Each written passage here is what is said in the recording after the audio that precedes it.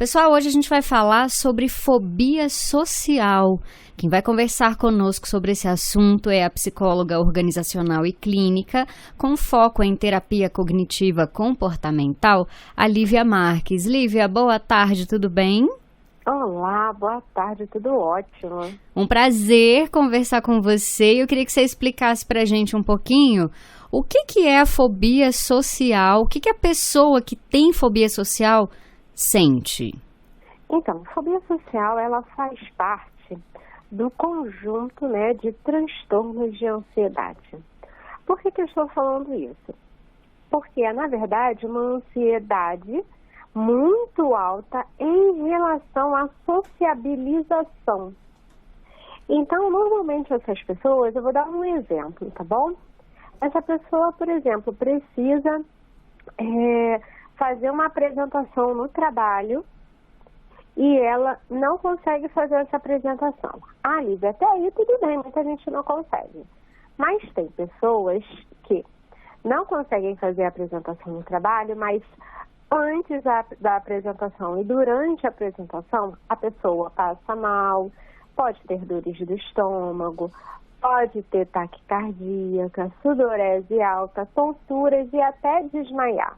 Nossa. São alguns dos sintomas. Uhum. Então, a gente dentro da terapia cognitiva comportamental, dentro desses casos, esse exemplo, por exemplo, a gente trabalha com os cartões de enfrentamento, que são o quê? Atividades que a gente vai estar passando para essa pessoa, do nível mais baixo até o nível mais difícil, porque a gente precisa começar pelo nível mais baixo, pelo que pode ser um pouco mais fácil. E a gente monta todos esses exercícios de enfrentamento junto com o nosso paciente. Então, se você for perceber, tem muitos sintomas de ansiedade, mas no caso é uma fobia específica, voltada para uma determinada situação, que é a socialização. Entendi. E assim, você falou da questão, me lembrou da timidez, né? Até que ponto a timidez tem a ver com transtorno de ansiedade? Pode ter a ver ou não necessariamente? Na timidez, praticamente todos nós temos um quê de tímido. Mas o tímido, quando ele chega num ambiente que ele não conhece, a gente normalmente fica ali mais na nossa, não é verdade? Só que quando a gente começa a conhecer, a interagir com aquele ambiente, com aquelas pessoas, a gente começa a socializar, a produzir, cada um da sua forma. Só que deixa de ser timidez no momento em que a gente não produz e fica com perdas significativas no nosso dia a dia. A gente não consegue falar, a gente passa mal, a gente fica isolado em casa, a gente evita de ir naquele lugar porque a gente vai precisar ver outras pessoas, vai precisar conversar com outras pessoas. Então, essa é a grande diferença. A pessoa começa a evitar os contatos, então, com outras pessoas. Evita os lugares cheios, evita o contato. Por exemplo, às vezes a pessoa tem que passar de um ponto da sala até o outro, ok? E aí tem muitas pessoas nessa sala. Essa pessoa, ela espera a sala esvaziar, ela fica ali passando mal, não se sentindo bem, até a sala esvaziar e ela poder sair. Nossa, Lívia, que sofrimento, hein? É um sofrimento muito grande. Muitas pessoas acham que é frescura. E não é frescura. Porque eu fico imaginando que desgaste todos os dias a pessoa tá ali. Quem vê de fora nem imagina que dentro daquela cabeça tá passando um monte de coisa, a pessoa tá sofrendo. É algo silencioso. E as pessoas têm vergonha de falar porque a sociedade julga como uma coisa, como bobeira, como minimizada, como vitimismo. E só a pessoa que vive aquilo sabe realmente o que ela está vivendo. Nossa, eu conheço uma pessoa que uma vez confessou, digamos assim, não é bem a palavra, mas acabou contando que às vezes até evitava ir à padaria porque sabia que ia ter que falar com outras pessoas. Aí isso já é um caso de fobia social, né, Lívia? Sim, quando a gente a gente faz o diagnóstico, na verdade, a gente levanta as hipóteses diagnósticas, a gente precisa avaliar várias questões, vários sintomas para que a gente feche esse diagnóstico. A gente não pode fechar com apenas um sintoma. A gente precisa fazer uma análise muito bem feita, uma avaliação de caso muito bem feita, porque pode ser que seja um transtorno de ansiedade com comorbidades, né? O que são comorbidades? São outros sintomas que são de outros transtornos, por exemplo. Num caso desse, o ideal é que a pessoa, então, procurasse, né? É importantíssimo isso, porque a gente consegue trazer qualidade de vida com o trabalho que a gente faz junto com esse paciente. Agora, Lívia, eu fico me perguntando quando que surge essa questão da fobia social, se isso pode começar já na infância, se tem a ver com o temperamento da pessoa ou se tem a ver mais com fatores externos. Então, eu sempre falo o seguinte, quando eu faço a minha avaliação de caso, ou anamnese, né, as pessoas falam, o que eu faço? Eu faço toda uma investigação. Lívia, que investigação é essa? Contexto familiar, contexto social, mas tem uma coisa que muitas pessoas não perguntam. Se tem alguém na família com esse tipo de sintoma, com esse tipo de comportamento. Porque hoje a gente considera realmente, e deve ser considerado, a questão hereditária, a questão genética, a questão neurológica. Olha. Porque as pessoas que têm pessoas na família, no seu contexto familiar, na sua rede de apoio, que tem esses tipos de sintomas, exemplo, ansiedade, pode ser que ela desenvolva ansiedade também. Pode desencadear a ansiedade dependendo dos estímulos externos que ela tem. Entendi. Então, tem um quê de genético, né, de gene, de organismo, e tem um quê de social. E eu imagino que às vezes o fator genético numa pessoa pode se manifestar de uma forma e em outra, talvez de uma forma mais branda ou mais agravada, é isso? Correto, é isso mesmo. Quando eu falo da questão social, eu falo de desde criança até a vida adulta, dos acontecimentos que a gente vai estar trabalhando. Então, uma pessoa que, desde a infância, ela tem uma habilidade social bem desenvolvida junto com os pais, uma inteligência emocional bem desenvolvida, ela pode ter, não é certo, mas ela pode ter a ansiedade um pouco mais controlada. A criança que vive num lar violento, num lar em que ela apanha, que a mãe apanha, um lar que é totalmente abusivo, pode ser que ela desenvolva mais ainda isso.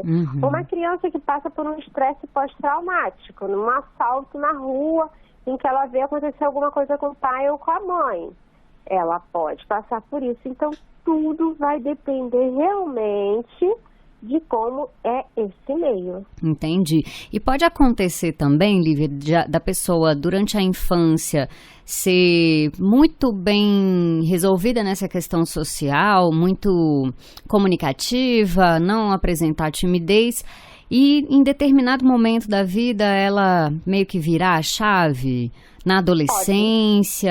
Eu estou te perguntando porque eu já vi alguns casos de pessoas que na adolescência realmente se tornaram mais tímidas e até num grau que talvez, né, possa chegar a uma fobia social. Por que acontece? Na adolescência é o momento em que a gente está não é nem mais criança e não é adulto ainda. Mas a gente está com ebulição na nossa cabeça e nos nossos hormônios para que a gente comece a colocar em prática tudo aquilo que a gente está aprendendo. E aí, na adolescência, a gente tem um outro fator que contribui muito para a fobia social, que é o bullying. Então, é um dos fatores, na verdade, né?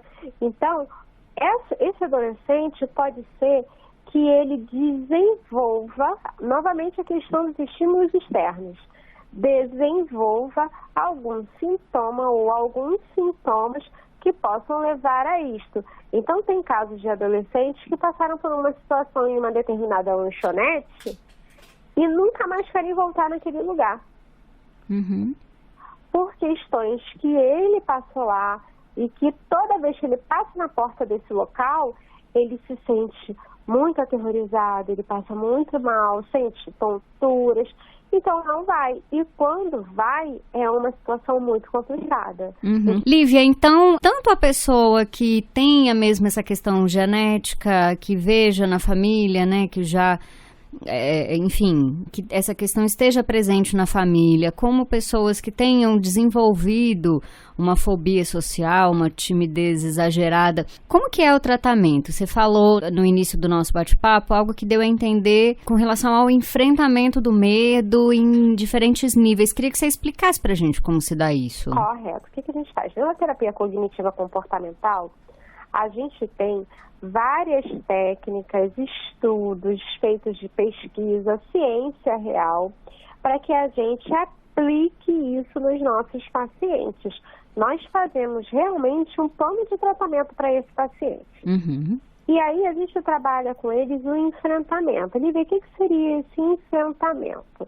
É a gente trabalhar, por exemplo, eu tenho medo, eu passo mal, a minha fobia social é para trabalhar falando sobre o relatório para o meu gestor. E aí não acontece, não sai, eu passo mal no dia seguinte, na hora, depois. O que a gente vai fazer? A gente vai começar a fazer exercícios, atividades e tarefas para que essa pessoa, aos poucos, ela vá subindo os degraus. E além disso, nós temos exercícios de relaxamento e de mindfulness, em que a gente trabalha com essa pessoa para que ela consiga realmente fazer a psicoeducação das emoções, para que ela consiga trabalhar a resiliência e consiga enxergar novas possibilidades para aquele problema. Eu te pergunto, Lívia, porque é muito importante a gente falar, tem que ser um profissional a fazer esse trabalho com todo conhecimento, com todo cuidado, principalmente quando a gente fala de criança, né, Lívia? Tem muita gente que acha que para resolver essa questão você tem que expor a pessoa e aquilo, né, que ela busca evitar, e isso pode ser uma violência, pode até agravar o problema, né? Isso é verdade, eu atendo crianças também, e eu sou mãe. Então, o que acontece? Às vezes a criança, ela não quer aquilo, os pais não conseguem entender, os responsáveis não conseguem entender e obrigam aquela criança a fazer aquilo. Uma apresentação na escola e ela nunca gostou disso.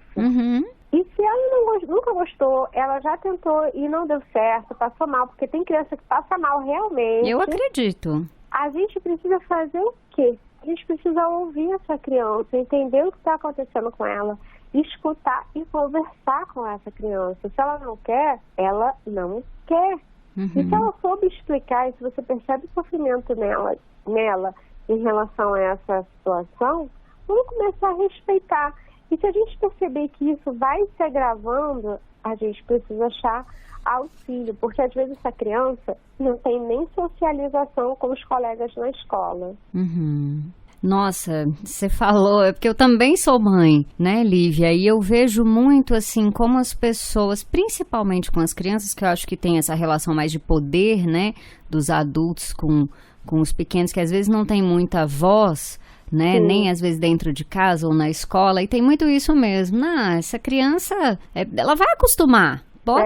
Né? Ela não gosta de barulho, de festa com muita gente. Não, você tem que ir mesmo para muita festa para ela acostumar. Talvez não seja a solução, né? Lívia, com relação às crianças, como que a gente pode ajudar a reconhecer, de repente, algum indício de fobia social, enfim?